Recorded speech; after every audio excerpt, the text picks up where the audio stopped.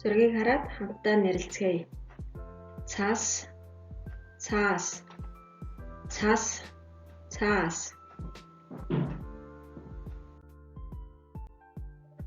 Шүр, шүүр, шүр, шүүр. Шар, шаар, шар, шаар.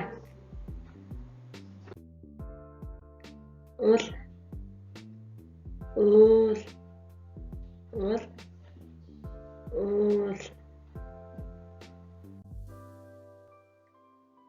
Хур, хуур, хур, хуур. Одоо саяны үгсээ ашиглаад өгүүлбэр зохиоё. Цаас цагаан өнгөтэй. Би цаасан дээр зураг зурлаа. Ээж шүрэнд зүйлд зүүв. Би хогоо шүүрээр шүрдлээ. Энэ бичлэг та бүхэн өгүүлбэр зохиогоорой.